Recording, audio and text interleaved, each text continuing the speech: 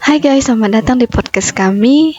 Saya Marcelina Nisa dan saya bersama dua orang narasumber yang sangat ganteng. Saya Yuda Glorian. Dan saya sendiri, Aldo William. Nah, dalam episode ini kami akan membahas dua pertanyaan penting. Yang pertama, apa maksud dari firman menjadi manusia yang terdapat di dalam Yohanes pasal 1 ayat yang ke-14. Nah, apakah Yesus langsung menjadi firman atau ada proses yang membuatnya menjadi firman yang hidup? Lalu, yang kedua, dalam Filipi pasal 2 ayat 6 yang ke-11 dikatakan bahwa Yesus Kristus adalah Tuhan bagi kemuliaan Allah Bapa. Apa arti dari ayat ini? Apakah Yesus setara dengan Allah atau ada hubungan subordinasi? Mari kita bahas bersama dengan narasumber kita hari ini. Nah, kita mulai dengan pertanyaan yang pertama. Apa maksudnya bahwa firman menjadi manusia? Dalam Yohanes pasal 1 ayat yang ke-14, banyak orang mungkin berpikir bahwa Yesus langsung menjadi firman atau logos. Tetapi, bagaimana pemahaman yang lebih dalam mengenai hal ini? Baik, jika kita melihat teks asli dalam bahasa Yunani, kata menjadi manusia diterjemahkan dari kata sarx egeneto. Itu berarti menjadi daging. Ini menunjukkan bahwa firman itu benar-benar menjadi manusia seutuhnya, bukan hanya memakai tubuh manusia seperti baju. Tapi, apakah Yesus langsung menjadi firman atau logos sejak awal?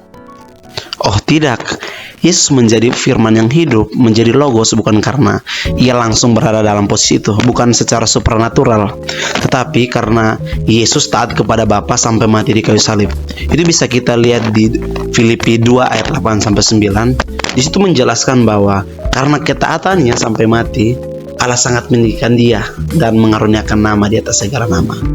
Ya. Jadi, Yesus tidak langsung menjadi firman yang hidup, tetapi karena ketaatannya, Allah meninggikannya sebagai logos. Oh ya, betul sekali. Yesus bukan hanya logos dalam pengertian eksistensinya, tetapi dalam fungsinya sebagai perwujudan kehendak Allah yang sempurna. Ia menjadi firman yang hidup karena ketaatannya kepada Bapa, karena dia taat, dia menjadi logos. Kalau begitu, bagaimana ini berhubungan dengan tujuan Injil Yohanes? Oke, Injil Yohanes menekankan bahwa logos berasal dari Allah, bukan dari filsafat Yunani. Orang Yunani menganggap bahwa logos adalah prinsip tertinggi dalam filsafat.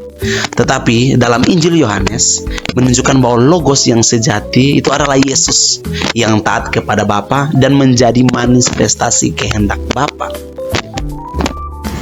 Jadi, kesimpulannya, firman menjadi manusia, berarti Yesus menjadi firman yang hidup karena ketaatannya kepada Allah, bukan karena ia langsung menjadi firman sejak awal. Wah, itu mah benar sekali.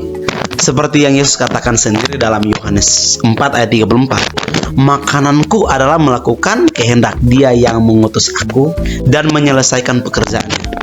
Ini menunjukkan bahwa Yesus sepenuhnya tunduk kepada Allah Bapa, dan karena itu ia dijadikan firman yang hidup. Dia dijadikan logos.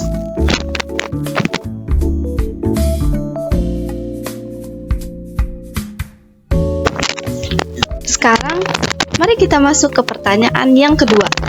Di dalam Filipi pasal 2 ayat yang ke-6 sampai yang ke-11 mengatakan bahwa Yesus Kristus adalah Tuhan bagi kemuliaan Allah Bapa. Apa arti dari ayat ini? Ayat ini menunjukkan bahwa ada dua pribadi yang berbeda. Yang pertama, Yesus dan Allah Bapa.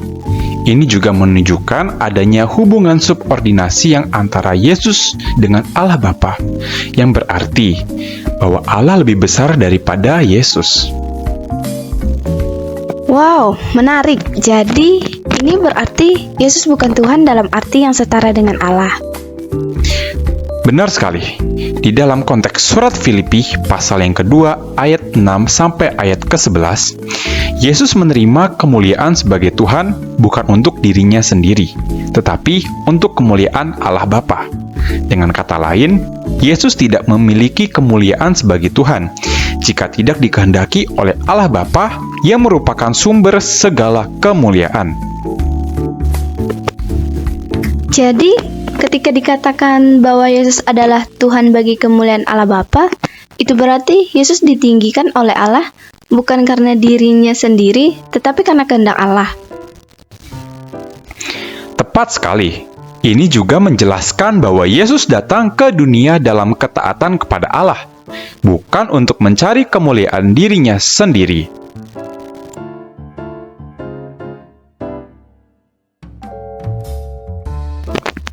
Dari pembahasan ini, kita melihat bahwa Yesus adalah firman yang menjadi manusia dan tunduk sepenuhnya kepada Allah. Lalu, bagaimana pemahaman ini bisa kita terapkan dalam kehidupan kita? Sebagai pengikut Kristus, kita harus meneladani Yesus dalam hidup kita. Kenapa? Yesus tidak hidup untuk kemuliaannya sendiri, tetapi untuk kemuliaan Allah. Pertanyaannya teman-teman, apakah kita juga hidup untuk kemuliaan Allah atau hanya mencari kemuliaan diri kita sendiri? Itu sih. Itu pertanyaan yang bagus untuk kita renungkan. Jika Yesus tunduk kepada kehendak Allah, kita juga harus belajar untuk hidup dalam ketaatan kepada Tuhan.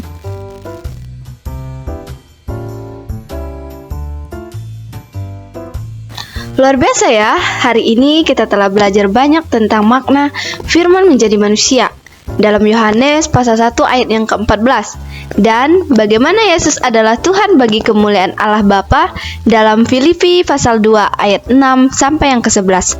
Semoga diskusi ini bisa memperdalam iman kita dan membantu kita hidup dalam ketaatan kepada Tuhan.